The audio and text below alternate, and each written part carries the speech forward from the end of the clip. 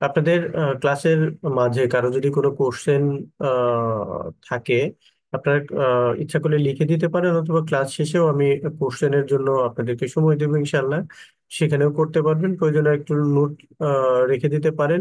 অথবা আপনারা যদি এখানে মেসেজ দেন, সেই ক্ষেত্রেও আমি হয়তো দেখবো ইনশাল্লাহ।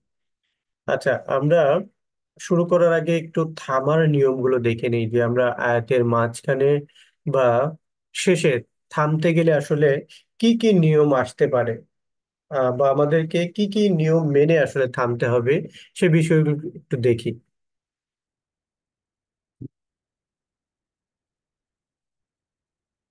দেখুন, যে জায়গায় থামার সময় সবসময় সাকিন করে পড়তে হয়। আসলে থামার সময় সাধারণত সাকিন হয়ে যায়, ব্যতিক্রমও আছে, কখনো টেনেও পড়তে হয়। সাকিন মানে দুইটা হরফকে সংযুক্ত করে থামতে হয়। এই থামার ক্ষেত্রেও কখনো আবার একালিপ কখনো তিন আলিপ টেনে থামতে হয়, আমরা পর্যায়ক্রমে আসছি। যেমন দেখেন, থামার সময় যদি আমরা এই যে এইখানে আমরা দেখতে পাচ্ছি যে জবর আছে, এই যে র এর উপরে জবর আছে। তা এখানে যদি আমরা থামতে যাই, অর্থাৎ থামার সময় আয়াতের শেষে অথবা মাঝখানে যদি জবর থাকে, তাহলে সেখানে সাকিন হয়ে যাবে।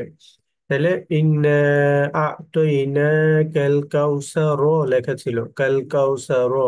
কিন্তু আমরা এখানে আমরা জানি এটা, যে আমরা এখানে থামতে গেলে কাল কাউসার বলবো, অর্থাৎ যত জায়গায় থামার সময় জবর পাবো আমরা, সেই জায়গায় সেটা আয়াতের শেষে হোক অথবা মাঝখানে। সাপোজ যদি এখানে যে কাফের উপরে জবর আছে, এখানেও যদি আমরা থামতে যেতাম, তাহলে এইখানে আমাদেরকে কিন্তু সাকিন হয়ে যেত, এবং এইখানে যেহেতু মাদের পরে থামার কারণে তিন আলিফ টেনে থামতে হইতো।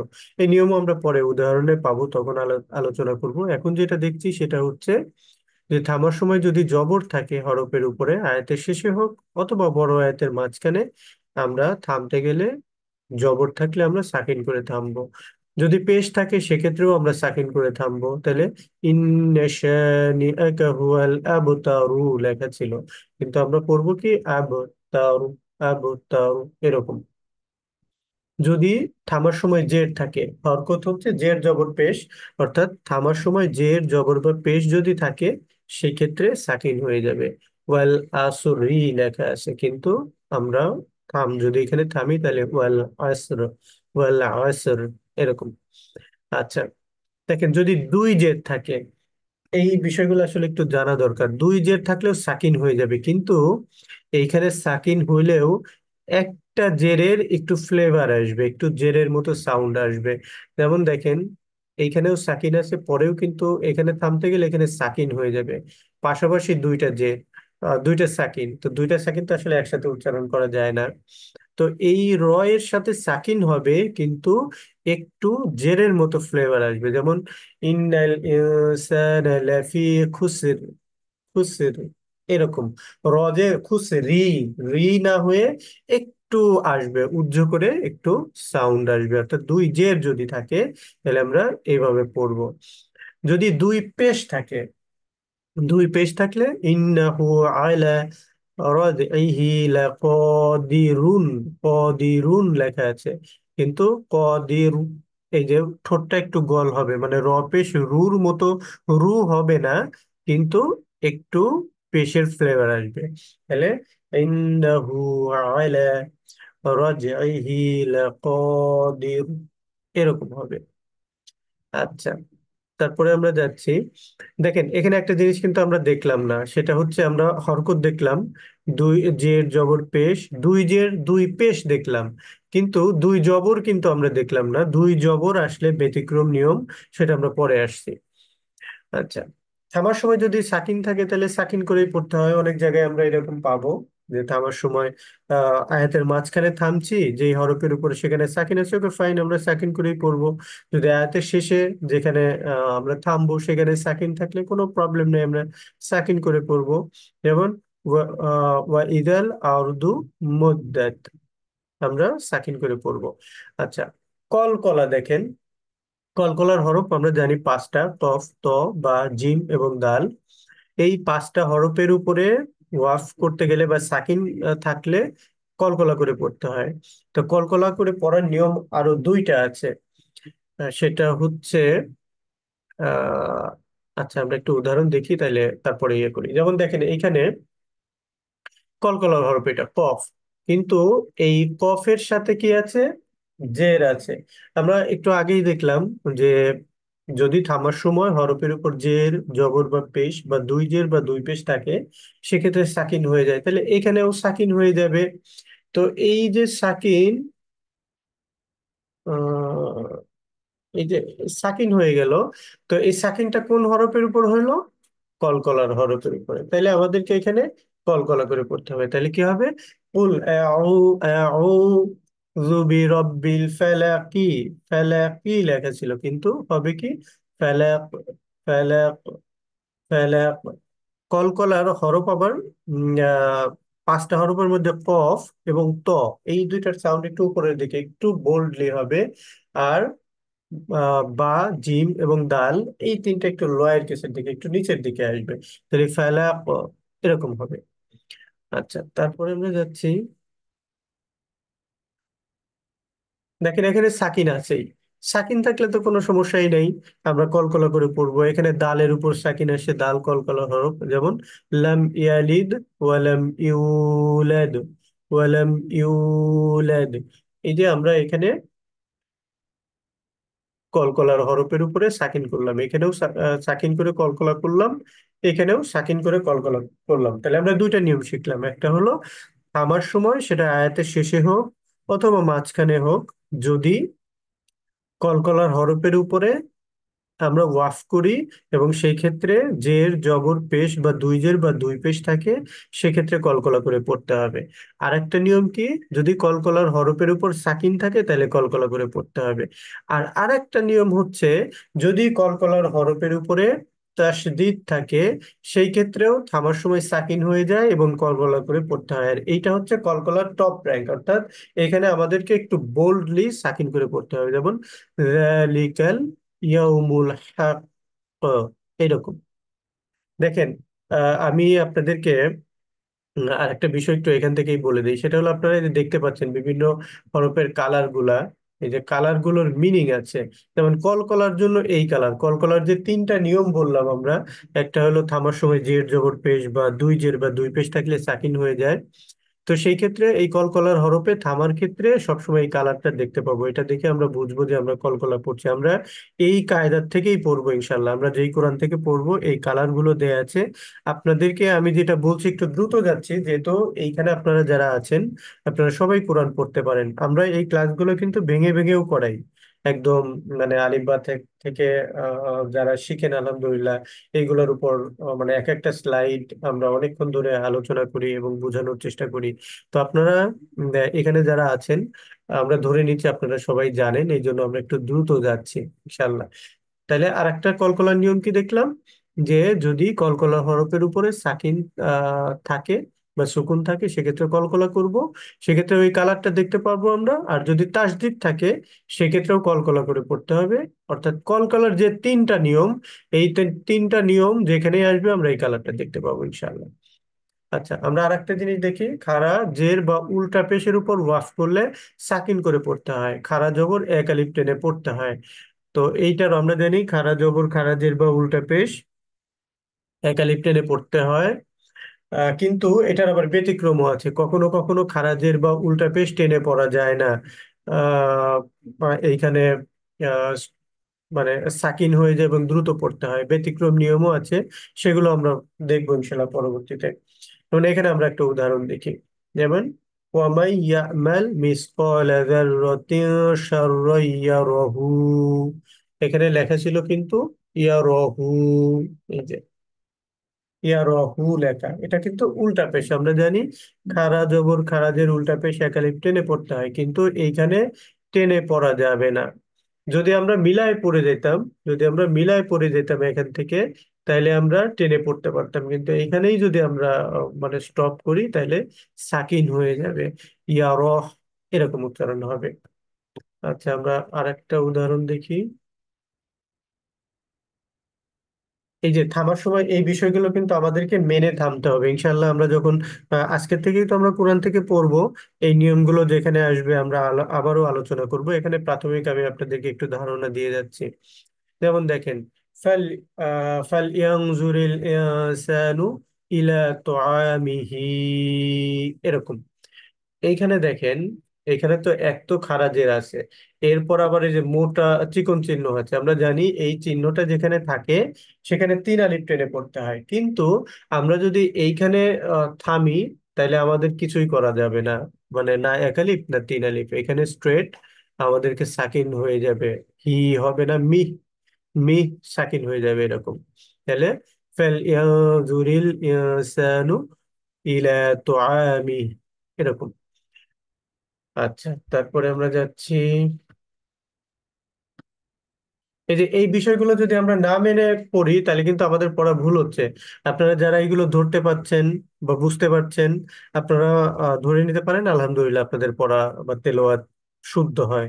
আর যাদের কাছে নতুন মনে হচ্ছে অথবা মনে করছেন যে না আমি তো এইটা অ্যাপ্লাই করি না পড়ার সময়, তাহলে ধরে নেন আপনার পড়া কিন্তু ভুল হচ্ছে। আমি আমার নিয়মটা শুধুমাত্র বলতেছি, আরো অন্যান্য বিষয়গুলো কিন্তু আছে, যেটা কিন্তু আমরা দেখবেন আমরা এই ক্লাসটা যেটা ইনশাল্লাহ আপনারা আজকে জয়েন করছেন, জাস্ট 5-6টা ক্লাস করেন, দেখবেন কোরআনে কোথায় কিভাবে পড়তে হবে আপনারা ধরতে পারবেন।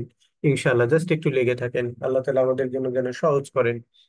দেখেন এখানে আমরা একটা ইয়া দেখি, মাদের উপরে ওয়াফ করলে এক আলিফ টেনে পড়তে হয়। আমরা জানি মাদ কি, জেরের বাম পাশে খালি আলিফ, সরি, জবরের বাম পাশে খালি আলিফ, জেরের বাম পাশে জজমালা ইয়া, পেশের বাম পাশে জজমালা ওয়াও, এগুলো হচ্ছে মাদ। এই ঠিক মাদের উপরে যদি আমরা ওয়াক করি সেক্ষেত্রে একালিপ টেনে পড়তে হয়। যেমন এইখানে আমরা দেখতে পাচ্ছি যে এইখানে লেখা আছে হচ্ছে এই যে জবরের বাম পাশে খালি আলিফ, তাহলে আমি এখানে পড়তে গেলে একালিপ টেনেই পড়তে হবে। এখানে কিন্তু এই যে সাকিন হবে না, সাকিন হবে না। যেমন সাকিন যদি আমরা সাকিন করি তাহলে দেখেন পড়াটা হচ্ছে এরকম, ইজাজুল জিলাতুল জিলাতিল আরুদু জিলজা, এরকম। এরকম না, জিলজা, সরি, জিলজাল লাহ, এরকম হওয়ার কথা যদি আমরা সাকিন করি, জিলজালাহ, এরকম। কিন্তু এখানে সাকিন হবে না, এখানে পড়তে হবে কি, ইজাজুল জিলাতিল আরুদু জিলজালাহা, এরকম, জিলজালাহা, অর্থাৎ একালিফ আমাদেরকে এখানে টেনে পড়তে হবে। আচ্ছা, তারপরে আমরা যাচ্ছি,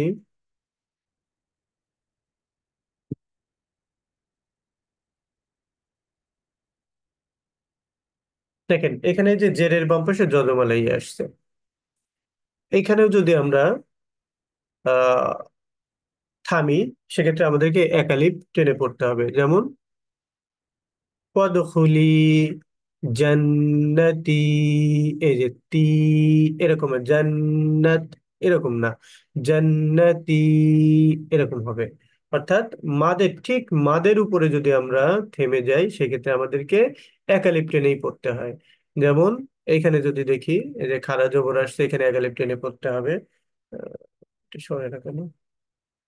আচ্ছা, আরো এই তেল্লাযী ইয়ানহা, ইয়ান এরকম না, ইয়ানহা, এই যে এখানে আমাদেরকে একালিপ টেনে পড়তে হবে, ইয়ানহা এরকম উচ্চারণ হবে। আবার একটা কোশ্চেন আছে, ঠিক আছে ইনশাল্লাহ আপনার কোশ্চেন আমরা শুনবো। আচ্ছা, তারপরে দেখেন এইখানে ওয়ামা লি আহাদিন ইনদাহু মিন নি'মাতিন তুজজা, এখানেও একালিপ টেনে থামতে হবে আমাদেরকে। আচ্ছা, তারপরে আমরা যাচ্ছি, লিনের হরফের পরের হরফে ওয়াক করলে একালিপ টেনে পড়তে হয়। আমরা জানি লিনের হরফ পাতলা করে দ্রুত পড়তে হয়, টেনে পড়া যায় না, পাতলা করে দ্রুত পড়তে হয়। কিন্তু লিনের হরফের পরের হরফে যদি আমরা ওয়াক করি, ঠিক মাদের হরফে ওয়াক করলে একালিপ টেনে টেনে পড়তে হয়। আর লিনের হরফের পরের হরফে ওয়াক করলেও একালিপ টেনে পড়তে হয়। যেমন এখানে দেখেন, এটা হচ্ছে লিনের হরফ, এই যে কোথায় গেল,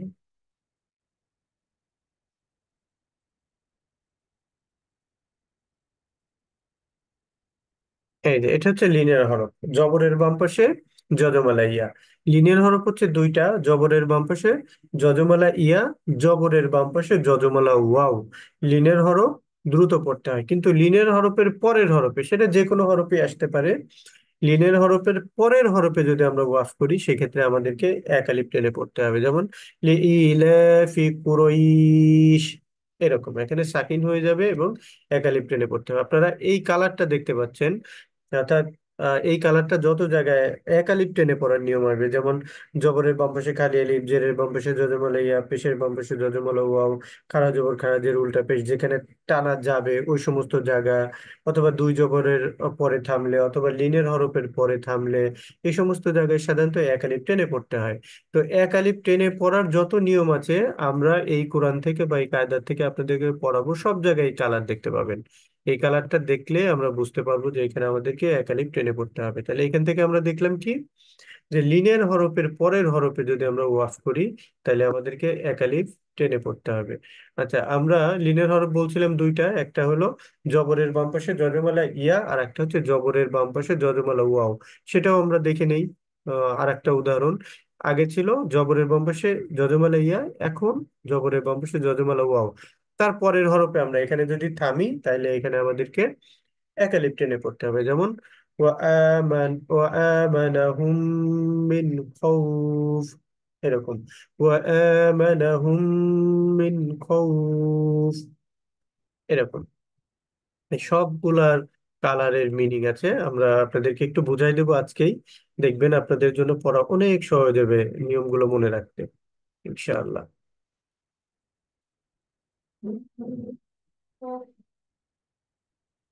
দেখেন, মাদের হরফের পরের হরফে যদি আমরা ওয়াফ করি সেক্ষেত্রে আমাদেরকে তিন আলিফ টেনে পড়তে হবে। আমরা দুইটা স্লাইড আগে দেখলাম যে মাদের হরফে, ঠিক এক্সাক্ট মাদের হরফের উপরে যদি ওয়াফ করি তাহলে এক আলিফ টেনে পড়তে হয়। যেমন ধরেন এইটা মাদ, এই মাদের হরফে ঠিক এইখানে, এর পরের হরফে না, এখানে যদি আমরা ওয়াফ করতাম তাহলে আমাদেরকে এক আলিফ টেনে পড়তে হইতো। কিন্তু মাদের হরফের পরের হরফে, ইমিডিয়েট পরের হরফে যদি আমরা ওয়াফ করি সেক্ষেত্রে তিন আলিফ টেনে পড়তে হবে। এটা হচ্ছে এক আলিফ টেনে পড়ার কালার, এটা হচ্ছে তিন আলিফ টেনে পড়ার কালার। জাস্ট একটু কালার মনে রাখলেই, এই যে এক আলিফ টেনে পড়ার যে কতগুলো আমি নিয়ম বললাম, এই একটা কালার দিয়ে আপনারা প্রাথমিকভাবে মনে রাখতে পারবেন। তারপর কেন এই কালারটা হইলো সেইটা একটু কেনর কারণ খুঁজতে গিয়ে গিয়ে আপনারা পড়বেন, দেখবেন নিয়মগুলো সহজে মনে, মানে আপনাদের মনে হবে ইনশাল্লাহ। আর আমি ওইভাবে আপনাদেরকে বলার চেষ্টা করব। তাহলে এইখানে আমরা কি করব, যে মাদের হরফের পরের হরফে ওয়াক করলে তিন আলিফ টেনে পড়তে হবে, যেমন কুল আউযু বিরাব্বিন নাস, কুল আউযু বিরাব্বিন নাস, এরকম। আচ্ছা, তারপরে আমরা আরেকটা উদাহরণ দেখি। দেখেন, লাকুম দীনুকুম ওয়ালিয়া দিন, এখানেও এই যে মাদের হরফের পরে থামার কারণে তিন আলিফ, ঠিক আগের মতোই কালার। এই যে এখানে জেরের বাম পাশে যজমালা ইয়া মাদ, তারপরে থামলে এখানে সাকিন হয়ে যাবে এবং তিন আলিফ টেনে পড়তে হবে। তাহলে কি হবে, লাকুম দিনুকুম ওয়ালিয়া দিন, এরকম।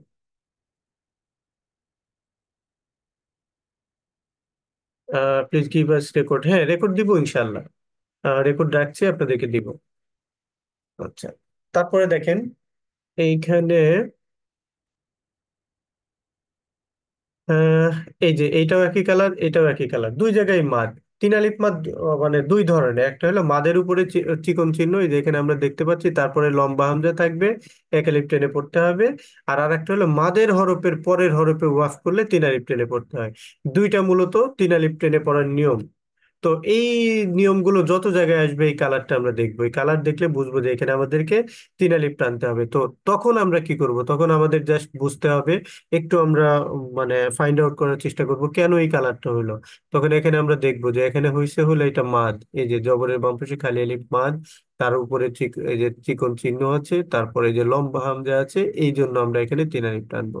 আর এখানে কেন তিন আলিফ টানবো, এখানে হলো পেশের বাম পাশে যজমালো ওয়াও মাদ হইছে, তারপরের হরফ এই যে নুন, এইখানে যেহেতু আমরা ওয়াফ করব এই জন্য এখানে তিন আলিফ হয়েছে।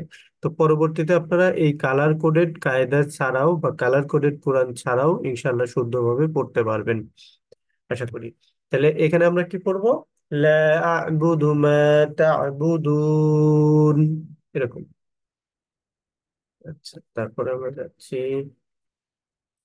দেখেন, এইখানে আমাদেরকে তিন আলিফ টানতে হবে। এটা কি, এই যে খাড়া জবর মাদ, খাড়া জবর খাড়াজের উল্টা পেশ মাদ, তারপরের হরফে আমরা থামলে তিন আলিফ। তাহলে ওয়াল আমরু ইয়াউমা ইদিন লিল্লাহ। এখানে লিল্ল না বলে লিল্লাহ বললাম কেন? আল্লাহ পড়ার নিয়ম দুইটা। কখনো আল্লাহ শব্দকে মোটা করে পড়তে হয়, কখনো পাতলা করে পড়তে হয়। আল্লাহ শব্দের এই যে লামের পূর্বে যদি জের থাকে তাহলে আল্লাহ শব্দ পাতলা হয়, আর জবর এবং পেশ থাকলে আল্লাহ শব্দ মোটা হয়। তো এখানে এই যে আল্লাহ শব্দের লামের পূর্বে জের আসছে, এই জন্য লিল্লা, লিল্ল না হয়ে কি হলো, লিল্লা, এরকম। তাহলে ওয়াল আমরু ইয়াউমা ইজিন লিল্লাহ। এই কালারটা হচ্ছে, হয়তো আপনারা ঘুরে ফিরে দেখতেছেন, এটা হচ্ছে গুন্না ছাড়া পড়ার। এটার আমরা আসবো ইনশাল্লাহ, আজকেই দেখাবো ইয়েগুলা, কালার কোডের নিয়মগুলো, বা কোন কালারের মিনিং কি সেটা ইনশাল্লাহ বলে দিব। আচ্ছা, দেখেন, থামার সময় দুই জবর থাকলে এক আলিফ টেনে পড়তে হয়, কিন্তু গোলতার উপর যদি দুই জবরও থাকে সেক্ষেত্রেও টেনে পড়া যায় না, ব্যতিক্রম নিয়ম। সেটা আমরা একটু মানে পরবর্তীতে দেখে নিব। যেমন দেখেন, এইখানে থামার সময় দুই জবর আছে। আমার একটা প্রশ্ন ছিল, জি শুনবো ইনশাল্লাহ। আমি যদি আপনাদেরকে প্রশ্নগুলোর উত্তর দিতে পারি, ইনশাল্লাহ চেষ্টা করব উত্তর দেওয়ার। এটা শেষ করি, তারপরে ইনশাল্লাহ আপনাদের কোশ্চেন নিব। যেমন দেখেন, এইখানে এখানে দুই জবর আছে, তাই না? দুই জবরের পরে যদি আমরা ওয়াফ করি, সেটা আয়াতের শেষে হোক অথবা ওর মাঝখানে, দেখেন এই যে এই কালারটা কিন্তু, এই যে এটা কি বেগুনি কালার, এখানে কিন্তু এরকম থাকবে। তখন কিভাবে হয়েছে আমরা মনে মনে তখন ধরে নেব এখানে আসলে দুই জবর না এক জবর। তাহলে জবরের বাম পাশে যে খালি আলিফ, এটা মনে করে তখন আমরা এক আলিফ টেনে পড়বো। তাহলে উচ্চারণটা হবে কিরকম, বারো দেন না হয়ে কি হবে, বারো দে। কোথায় ছিল দান, দান না হয়ে কি হলো দা, বা রোদা। এটা যদি আয়াতের শেষে হয় অথবা আয়াতের মাঝখানে, যে জায়গায় বড় আয়াতের আমি একটা জায়গায় থামলাম, সেটা আলিফ থেকে ইয়া ইয়া পর্যন্ত গোলতা ছাড়া যদি আমরা থামি, সেই ক্ষেত্রে আমাদেরকে একালিপ টেনে পড়তে হবে, সাকিন হবে না কিন্তু। এই যে আমরা প্রথম স্লাইডেই দেখাইছিলাম, আপনাদের মনে থাকার কথা, প্রথম স্লাইডেই দেখাইছিলাম যে যদি থামার সময় জের জবর পেশ, দুই জের বা দুই পেশ থাকে, সেক্ষেত্রে সাকিন হয়ে যায়। দুই জবর দেখাইছিলাম না, কারণ কি, দুই জবরের উপর যদি থামি সেক্ষেত্রে সাকিন হবে না, একালিপ টেনে পড়তে হবে। তাহলে বারুদান না হয়ে বা এখানে সাকিন না হয়ে বারুদ, এরকম না হয়ে কি হবে, বারুদা, এরকম। আচ্ছা, তারপরে আমরা যাই। যেমন ওয়াল জিবাল আউতাদান, আউতাদান বা আউতাদ, এরকম না। যেমন থামার নিয়ম অনুযায়ী ধরেন আমরা আগের যেগুলো শিখলাম, যদি জের জবর পেশ বা দুই জের বা দুই পেশের ক্ষেত্রে হলে এরকম সাকিন হইতো, তাহলে এই যে মাদের পরে থামার ক্ষেত্রে কি হইতো, বা কি তাদ, এই যে একটা মাদ, মাদের পরে থামার কারণে তিন আলিফ টান হইতো। কিন্তু আসলে বিষয়টা এরকম না।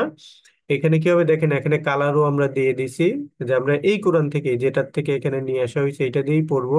এখানে দেখেন, এই যে তাও একালিপ টেনে পড়ার কালার, এইটাও একালিপ টেনে পড়ার কালার। কারণ কি, এখানে জবরের বাম পাশে খালি আলিফ আছে মাদ, এখানে থামতে গেলে একালিপ টানবো, আর এখানে দুই জবরের পরে থামার কারণে মধ্যে আওয়াজ, এইখানেও আমাদেরকে একালিপ টেনে পড়তে হবে।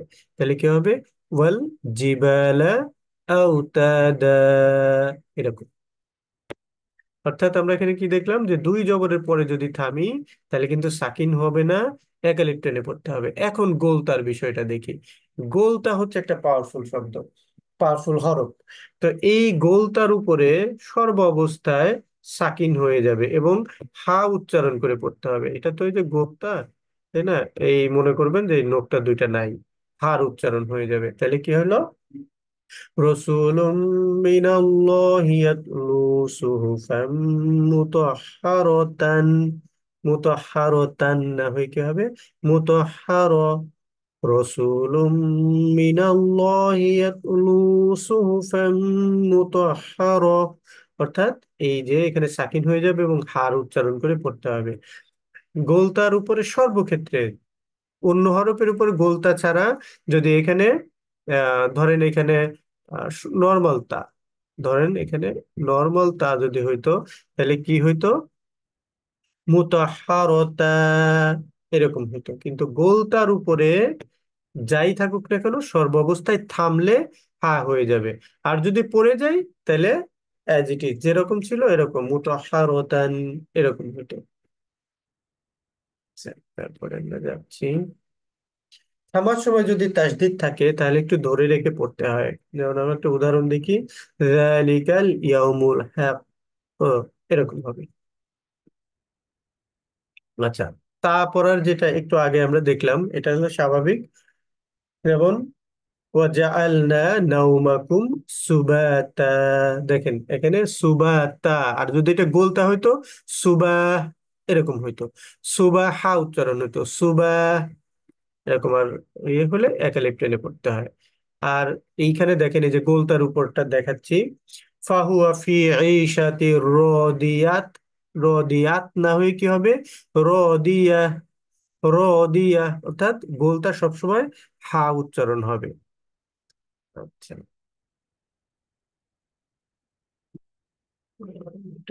বুঝতে পারছি কি কেন।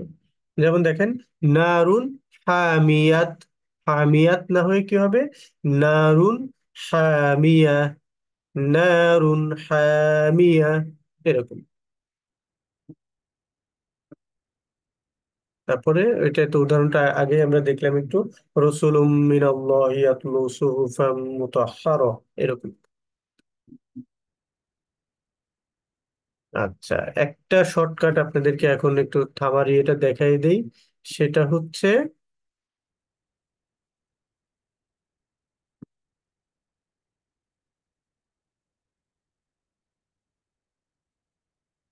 থামার সময় আয়াতের মাঝে অথবা শেষে, দুইটা অবশ্য ডিপেন্ড করে। যদি আমরা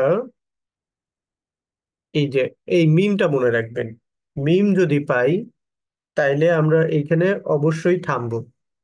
মিম থাকলে এই যে রেড লাইট যখন জ্বলে তখন গাড়ি থামতে হয়, তো এটা রেড লাইট মনে করবেন যে আমি এখন আর চলতে পারবো না, চললে জরিমানা খাইতে হবে। তো এই রেড লাইট ইয়ে করলে এখানে আমার মানে অর্থ বিকৃতির সম্ভাবনা থাকবে।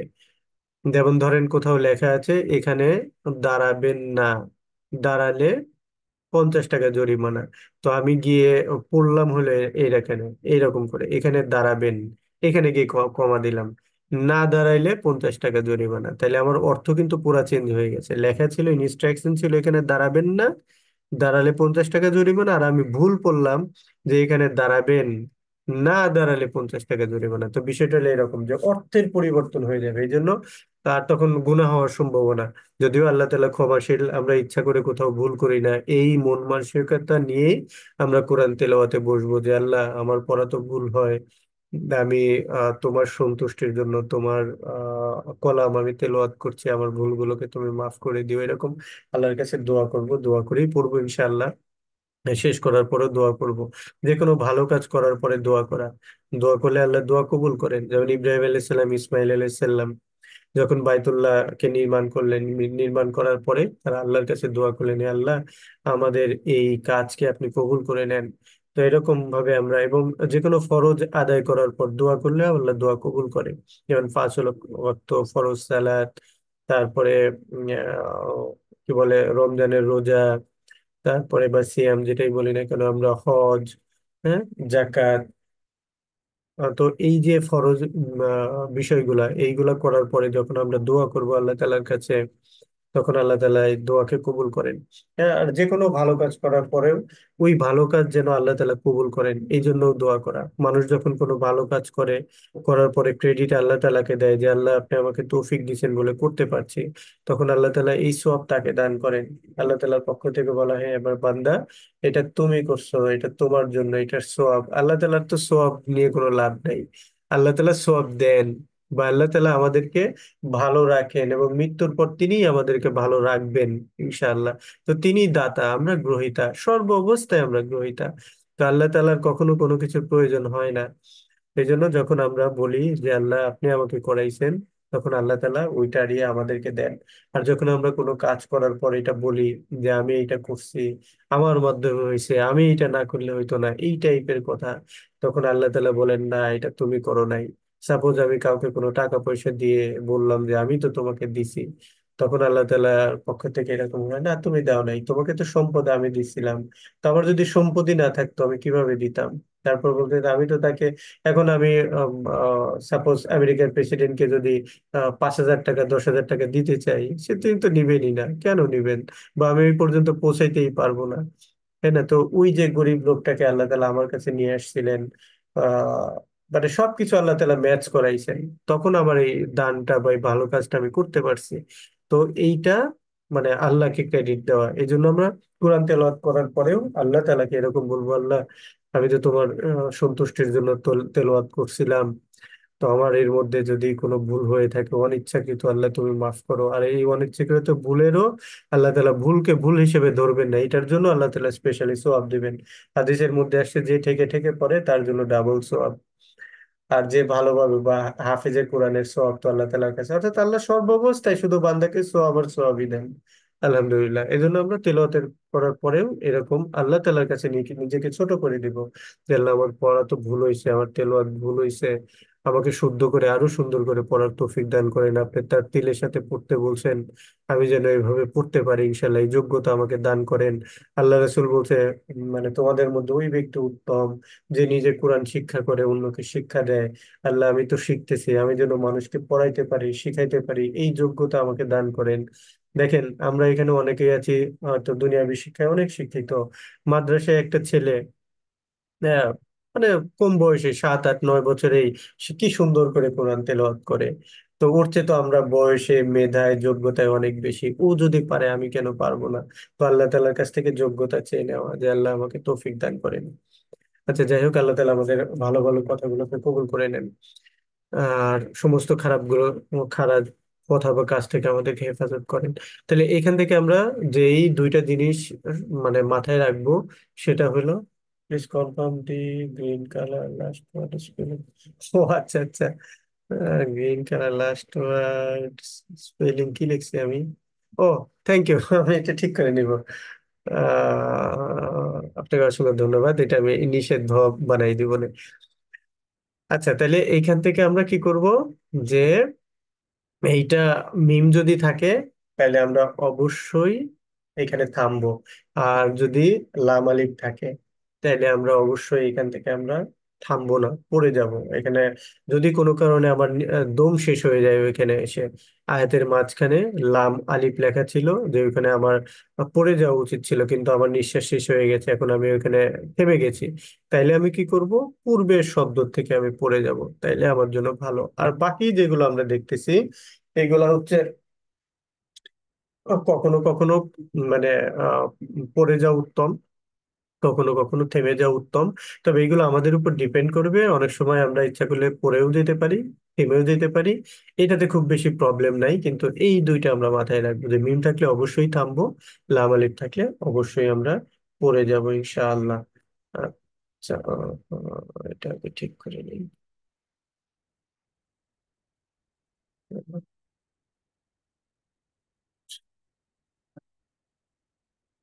সেজদার আয়াতগুলো আপনারা পজ করে করে আমি ভিডিও দিব, দেখে নিন এই সেজদার আয়াতগুলা। এখানে যখন আমরা কোরআন তেলাওয়াত করব তখন অবশ্যই সেজদা করা, আর এই সেজদার হালতে আল্লাহ দোয়া কবুল করে, যে ইনস্ট্যান্ট আমি আল্লাহর একটা হুকুমকে মানলাম, শয়তান একটা সেজদা না দিয়ে চিরদিনের জন্য সে আল্লাহর রোষানলে পড়ে গেছে। তো একটা সিজদার দাম আল্লাহ তাআলার কাছে অনেক অনেক অনেক বেশি, সারা পৃথিবীর চেয়ে উত্তম। এই জন্য আল্লাহর হুকুমকে আমি ইনস্ট্যান্ট মেনে নিলাম, আল্লাহ তাআলা খুশি হন। তো আমরা এই সিজদার আয়াতগুলো দেখে দেখে সময় পেলে এইগুলো পড়বো আর সিজদা করবো, এগুলো আল্লাহ খুব পছন্দ করেন আলহামদুলিল্লাহ। তা আমি এই সিরিয়াল এবং সূরার নাম, আয়াত নম্বর দেয়া আছে, আপনারা ভিডিও দিলে পজ করে দেখে নিন, এগুলো একটু পড়তে পারেন। আচ্ছা, এখানে এখন আমরা সূরা ফাতিহা একটু দেখবো। আজকে আর বেশি সময় নাই। দেখেন এইখান থেকে, এইটা হচ্ছে মূলত আমরা আহ এইরকম কোরআন থেকে আপনাদেরকে পড়াবো, ওইখানে প্রত্যেক পৃষ্ঠায় এরকম ইয়ে দেয়া থাকবে। আহ,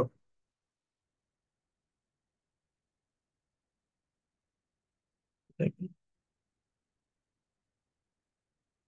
দেখেন, এটা হচ্ছে ইকফা, ইকফার জন্য এরকম কালার থাকবে। তারপরে হচ্ছে ইকফার হরফ হচ্ছে 15টা। ইকফার হরফ 15টা। এই 15টা হরফ তাসা জিম দাল ঝাল জা ফা সিন সদ দ ত জ কফ কাফ আরসিন, এইভাবে আমরা মুখস্থ করাই আমাদের যারা শুরু থেকে ক্লাসগুলো করেন সবাই তাদেরকে। তো ইকফার হরফ 15টা। এই 15টা হরফ নুন সাকিন বা তানবিনের পরে যদি আসে তাহলে অস্পষ্ট করে গুণনা করে পড়তে হয়। যেমন আংতা, আনতা না হয়ে কি হবে, আংতা, অস্পষ্ট। তো এই 15টা হরফ নুন সাকিন বা তানবিনের পরে ঘুরে ফিরে আসবেই, অনেক জায়গায় আসবে। তো যত জায়গায় এই নিয়ম আসবে এই কালার আমরা দেখতে পাবো। আচ্ছা, আরেকটা হচ্ছে গুণনা সহ। গুণনা সহ পড়ার নিয়ম অনেকগুলা। গুণনা সহ পড়তে হয়। একটা হচ্ছে নুন এবং মিমের উপরে যদি তাসদিদ থাকে তাহলে গুণনা করে পড়তে হয়। তারপরে হচ্ছে ঈদগমে বা গুণনা হরফ হচ্ছে 4টা, ইয়া মিম ওয়াও নুন। এই হরফগুলোর উপরে যদি নুন সাকিন ও তানবিনের পরে এই হরফগুলো যদি আসে তাহলে তাসদিদ দিয়ে গুণনা সহ মিলাই পড়তে হয়। তারপরে হচ্ছে কি বলে, নুন সাকিন বা তানবিনের পরে যদি বা থাকে, ইকলাব বলে, বা থাকলেও গুণনা করে পড়তে হয়। তারপর হচ্ছে মিম সাকিনের ক্ষেত্রে মিম সাকিনের পরে যদি বা থাকে তাহলে গুণনা করে পড়তে হয়, মিম সাকিনের পরে মিম থাকলেও গুণনা করে পড়তে হয়। তো এই যে যতগুলো গুণনা সহ পড়ার কথা আমি বললাম আপনাদেরকে, যত জায়গায় এই নিয়ম আসবে সব জায়গায় আমরা এই যে রেড কালারটা দেখতে পাবো। আচ্ছা, আরেকটা হচ্ছে গুণনা ছাড়া পড়া। কোন কোন জায়গায় আছে গুন্না করা যায় না, গুন্নার মতো ফ্লেভার, গুন্নার মতো অবস্থা চলে আসে। যেমন এইখানে যদি খেয়াল করি আমরা, যেমন আলহামদু, আলহাম যদি বলি তাহলে কিন্তু আমার পড়া ভুল হয়ে গেল।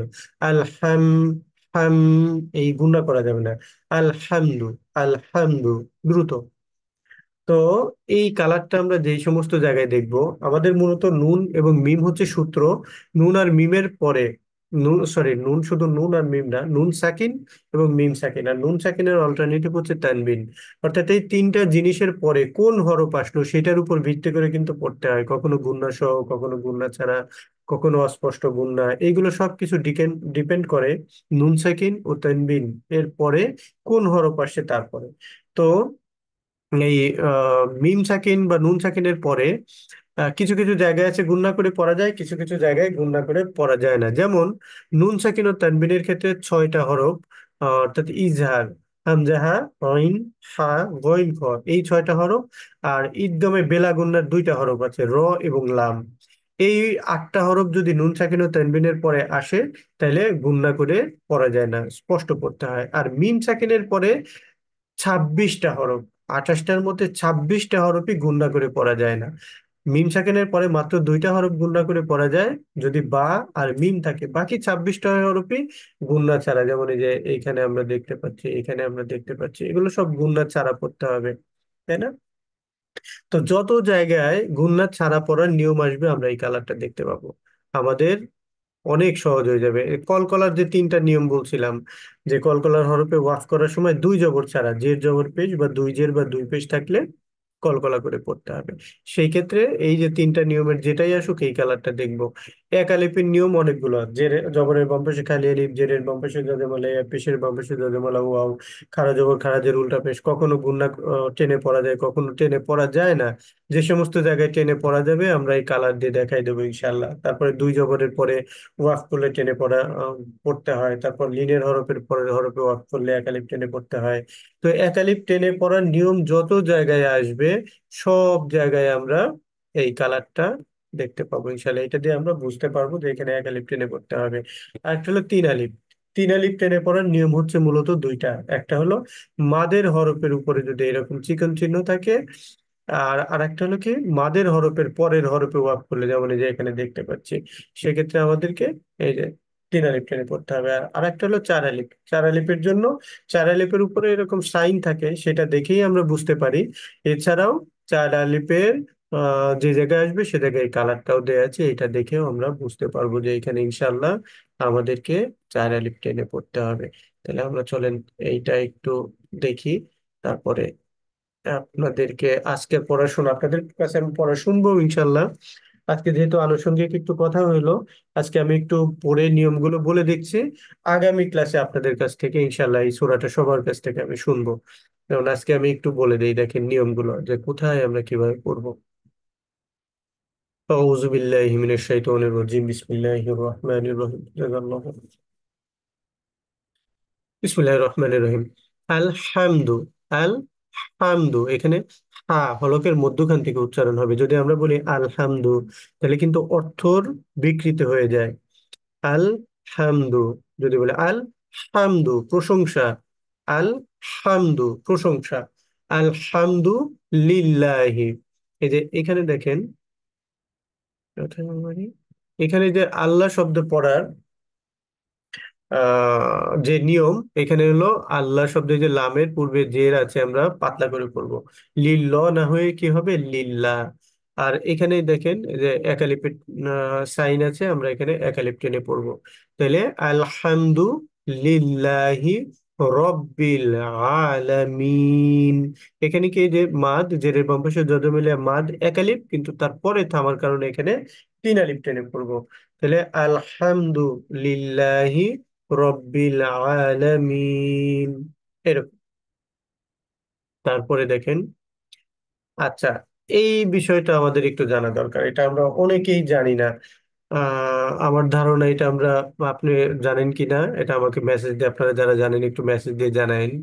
যে দেখেন, এখানে আলিফ যদি খালি থাকে তাহলে আমরা আলিফকে কিভাবে পড়বো। আমরা সাধারণত আলিফ খালি থাকলে আমরা মনে করি জবর দিয়ে পড়তে হবে। আসলে বিষয়টা এরকম না।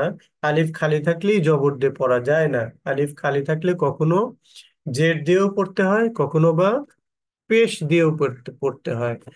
কিন্তু অধিকাংশ ক্ষেত্রেই আলিফ খালি থাকলে সাধারণত জবর দিয়ে পড়া হয় বা পড়তে হয়। তো কখন আমরা জবর দিয়ে পড়বো, কখন জের দিয়ে পড়বো, এবং কখন আমরা পেশ দিয়ে পড়বো। হয়ে গেল। আচ্ছা দেখেন, এইখানে আমরা সবসময় খেয়াল করব, আলিফ যদি খালি থাকে তাহলে তার পরের হরফে, যদি আপনারা একটু মনে রাখবেন কষ্ট করে, তাহলে দেখবেন এইটা আর কখনো আপনাদের ভুল হবে না। আলিফ যদি খালি থাকে তাহলে তার পরের হরফ যদি লাম থাকে, এবং অধিকাংশ ক্ষেত্রে আপনার হয়তো 95% ক্ষেত্রে এরকমই পাবেন। এই জন্য সাধারণত জবর দিয়ে আমরা পড়ি বা পড়ে অভ্যস্ত। আলিফ খালি থাকলে দেখবেন তারপরে সাধারণত লাম থাকে। তো আলিফ খালি থাকলে তারপরে যদি লাম থাকে তাহলে আলিফ সর্বাবস্থায় জবর দিয়ে পড়তে হবে। অর্থাৎ আলিফ খালি থাকলে তারপরে যদি লাম থাকে তাহলে আমরা আলিফকে জবর দিয়ে পড়বো। আর আলিফ যদি খালি থাকে এবং তারপরে যদি এই লাম না থাকে, সেই ক্ষেত্রে আমরা কি করব? সেই ক্ষেত্রে আমরা দেখব 3 নম্বর হরফটাকে। অর্থাৎ আলিফ খালি, তারপরে লাম না থেকে র আছে, মিম আছে, নুন ধরেন কোনো একটা হরফ আছে, তাহলে সেই ক্ষেত্রে আমরা দেখব যে 3 নম্বর হরফে কি আছে। 3 নম্বর হরফে যদি জবর থাকে অথবা জের থাকে, তাহলে জবর থাকলে অথবা জের, যে কোনো একটা থাকলে আলিফকে জের দিয়ে পড়তে হবে। অর্থাৎ জবর থাকলেও জের হবে আলিফের সাথে, জের থাকলেও জের হবে। আর 3 নম্বর হরফে যদি পেশ থাকে তাহলে আলিফকে পেশ দিয়ে পড়তে হবে। তাহলে আমরা এটা জানলাম যে আলিফ যদি খালি থাকে তাহলে আলিফের পরে লাম থাকলে আলিফকে আমরা জবর দিয়ে পড়বো। আর যদি আলিফ খালি থাকে তারপরের হরফে যদি লাম না থাকে তাহলে 3 নম্বর হরফ আমরা দেখব। 3 নম্বর হরফের সাথে যদি জবর অথবা জের থাকে তাহলে আলিফের সাথে জের হবে। আর যদি 3 নম্বর হরফে পেশ থাকে তাহলে আলিফের সাথে পেশ হবে। আচ্ছা, তাহলে আমরা এখান থেকে পড়ি। এখানে তাহলে আমাদের কি হবে আপনারা এখন বুঝতেই পারছেন। এখানে আলিফের পরে লাম আছে, তাহলে জবর দিয়ে পড়তে হবে। তাহলে আর রহমানির রহিম, রহিম। অর্থাৎ এখানে যে জেরের বাম পাশে দাদা মিলে মাদ, তারপরে থামার কারণে এখানে তিন আলিফ টানবো। তারপরে এখানে এক আলিফ, মালিক ইয়াউমিদ্দিন, এখানেও তিন আলিফ। ইয়া, এক আলিফ। ইয়াকা নাআইন, না, না, ইয়াকা নাবুদু ওয়া ইয়াকা নাস্তাঈন, এখানেও তিন আলিফ। এই যে তিন আলিফের কিন্তু কালার, সবগুলো তিন আলিফের কালার। আচ্ছা, তারপরে ইহদিনাস সিরাত, ইহদিনাস সিরাত। এখানে দেখেন নুনের এই যে জবরের বাম পাশে খালি আলিফ আছে, তাই না? কিন্তু কিন্তু তারপরে এই যে সাকিন বা তাসদিদ আছে, তো এই সাকিন এবং তাসদিদের কাজ হচ্ছে পূর্বের হরকতযুক্ত হরফের সাথে মিলায় পড়া। তাহলে পূর্বের হরকতযুক্ত হরফ কোথায় আছে? আহ, একটু কেটে দিই। কাটতে পড়ে গেল।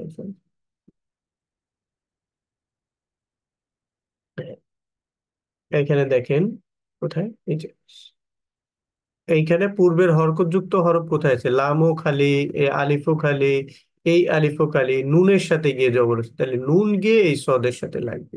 তাহলে কি হবে, ইহদিনাস সিরাতাল মুস্তাকিম, তল মুস্তাকিম, তকিম আমরা অনেক সময় বলি, এখানে কিন্তু তা, তা জবর তা, আর ত জবর, তা জবর তা, আর ত জবর ত, তাহলে এখানে তা আছে, তাহলে এখানে আছে হচ্ছে ত, কেমনটা লাগে, এখানে আছে হচ্ছে ত, আর এখানে আছে হচ্ছে তা, তাহলে ইহদিনাস সিরাতাল মুস্তাকিম, কফ, কাব, কাবজের কি, আর কবজের কি, কিম, তকিম, তাকিম, ইহদিনাস সিরাতাল মুস্তাকিম, এরকম। আচ্ছা, তারপর সিরো, এই যে জবরের বাম পাশে খালি আলিফ মাদ, এই যে আমরা কালার দেখছি, সিরো তল্লাযী, জেরের বাম পাশে যজমলা ইয়া মাদ, এই যে এক আলিফের কালার, আন, এই যে নুন সাকিন, আমাদের সূত্র চলে আসছে, আমাদের নুন এবং মিম সাকিন হচ্ছে নুন সাকিন মিম সাকিন সূত্র, এবং তানভিন এটা হচ্ছে নুন সাকিনের অল্টারনেটিভ সূত্র। তারপরের হরফ কি সবসময় আমাদেরকে দেখতে হবে, এবং তারপরের হরফ অনুযায়ী আমাদেরকে পড়তে হবে যে গুণনা করব নাকি গুণনা করব না। তাহলে এখানে নুন সাকিনের পরে আইন আসছে, ইজহার স্পষ্ট, তাহলে এখানে আন এরকম গুণনা করা যাবে না, স্পষ্ট আন, আন, আন। তারপরে এখানে মিম সাকিনের পরে দুইটা হরফ গুণনা করা যায়, একটা হলো মিম সাকিনের পরে মিম, আর একটা হলো মিম সাকিনের পরে বা, আর বাকি 26টা হরফ স্পষ্ট, আর এই কালারটাই হচ্ছে স্পষ্ট করে পড়ার। তাহলে আন, আম, আম, তা, আলাইহিম, গয়রিল মাগদু, এই যে পেশের বাম পাশে যজমলাইয়া মাদ, একালিপ টেনে পড়ার কালার দেয়া আছে এখানে।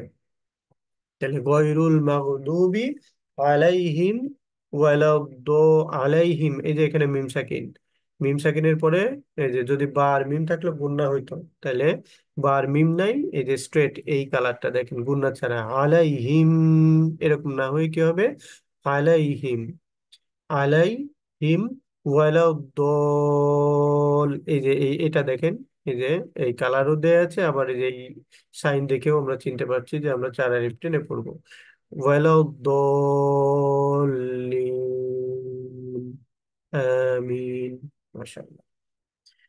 তো ঠিক আছে, ইনশাল্লাহ আজকে আমাদের এতটুকুই ছিল। আজকে মোটামুটি আমি আপনাদেরকে একটু বেসিক ধারণা দেওয়ার চেষ্টা করলাম, আগামী ক্লাস থেকে সরাসরি আমরা সূরা ফাতিহা তো আজকে আমরা দেখলাম, আগামী ক্লাসে শুনবো, এবং আমরা যদি সবার শোনার পরে সময় পাই, ইনশাল্লাহ আমরা সূরা নাস থেকে উপরের দিকে আসার চেষ্টা করব। তবে আপনাদেরকে এখন একটু আনমিউট করে দিচ্ছি, আপনাদের যদি কোনো ক্লাস সংক্রান্ত কোশ্চেন থাকে বলতে পারেন। আসসালামু আলাইকুম ভাইয়া, আমার কোশ্চেনটা হচ্ছে এখানে যেমন প্রথম আচ্ছা, এক বাক্য এক মিনিট দ্বিতীয় আপা, বাক্যর এক পরে। মিনিট, আমি একটু ইয়েটা বন্ধ করে নিই, রেকর্ডটা বন্ধ করে নিই।